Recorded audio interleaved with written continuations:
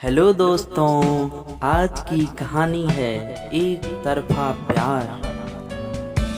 एक लड़की थी जिसका नाम राजेश्री था और वो कुछ समय पहले ही मेरे घर के कुछ दूरी पे रहने के लिए शिफ्ट हुई थी।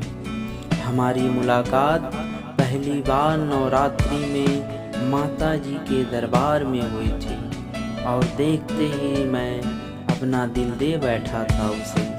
फिर मैं उसके बारे में जानकारी निकालने लगा कि कहाँ पढ़ती है, किस कक्षा में है, कहाँ ट्यूशन पढ़ती है। जिस स्कूल में मैं पढ़ता था वो डबल शिफ्ट की स्कूल थी।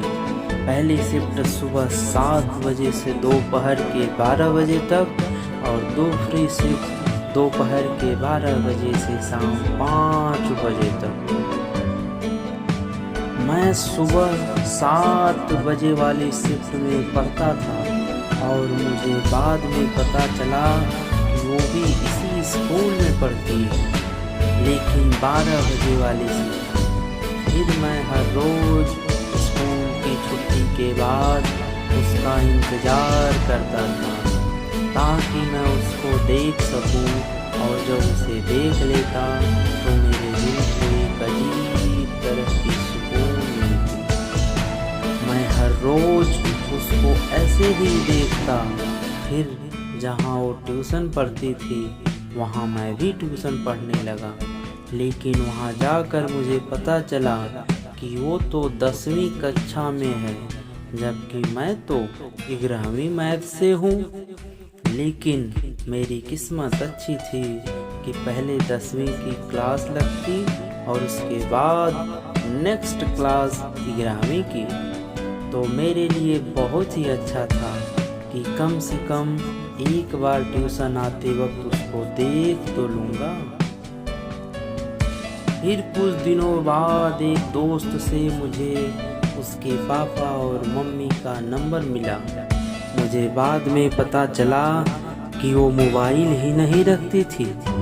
फिर मैं यूं ही दोनों नंबर पे कभी हो हेलो तो कभी हाय लिख करके मैसेज कर देता और मैं हर जगह उसका पीछा करने लगा, और वो भी सिर्फ उसे देखने के लिए। तो धीरे धीरे उसे महसूस हुआ कि ये लड़का मुझे हर जगह फॉलो करता है। तो उसने एक दिन मुझे रास्ते पे रोक कर मुझसे पूछा, तुम मेरा पीछा क्यों कर रहे हो? मेरे अंदर उससे बात करने की हिम्मत ही नहीं थी, तो मैंने लड़खड़ाते हुए जुबान से कह दिया कि मैं ऐसे ही घूमता रहता हूँ। फिर किसी दिन उसने अपने मम्मी पापा के फ़ोन को देखा होगा, उसमें मेरा मैसेज था। तो उसने मुझे रिप्लाई किया कि आप कौन हो?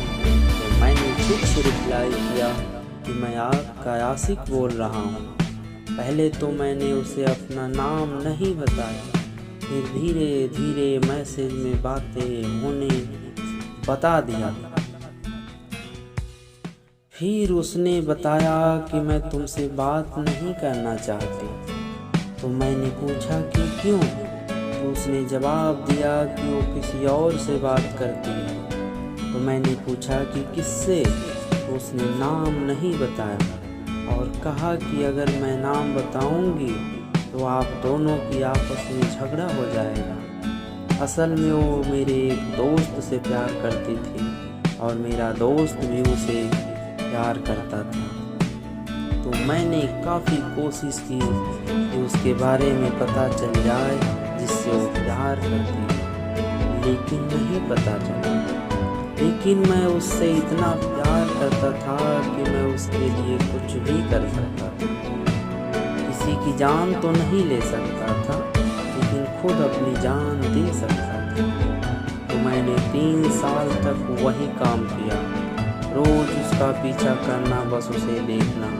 लेकिन मेरे अंदर हिम्मत ही नहीं थी कि उससे मिलकर आमने सामने उससे बात करना। तो उससे मैं SMS में ही बात करके इजहार करता था कि वो मेरी हो जाए, लेकिन मैं उसे नहीं मना पाया। मैं उसके लिए इतना पागल हो गया था कि अपना 3 साल मैंने उसके पीछे बर्बाद कर दिया और 3 सालों में मेरे साथ बहुत कुछ हो गया, वहाँ तक कि मेरी पढ़ाई भी बर्बाद हो गई। मैं अपनी क्लास में टॉपर हुआ करता था और मैं 12वीं फेल हो गया।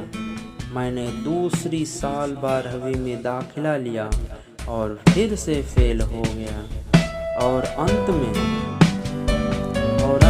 जाकर समझ चुका था कि अब वो मुझे नहीं मिलने वाली। और फिर मैंने फैसला लिया कि जब वो मेरी नहीं हो सकती तो मैं जी कर क्या करूँगा।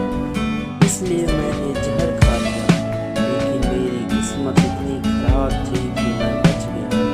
लेकिन हॉस्पिटल से आने के बाद मैं 2 महीने तक घर से बाहर नहीं निकला। धीरे-धीरे मुझे कॉल आया, उसके पापा के नंबर से मैंने फ़ोन उठाया। उसने मुझसे पूछा कि सुनील आया है, तुम चाय खा लिए थे? मैंने कहा कि हाँ, क्योंकि अब मैं जीना नहीं चाहता।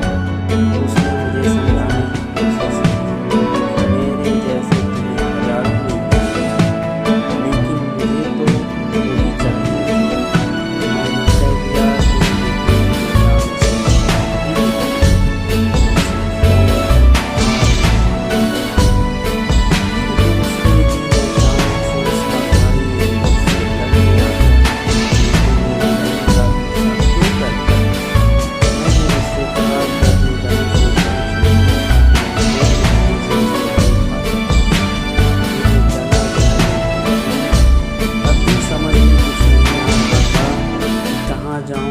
करूं उसके बिना। तो मैंने फैसला लिया कि अपने आप को बिजी रखूंगा तो मुझे उसकी याद नहीं आएगी।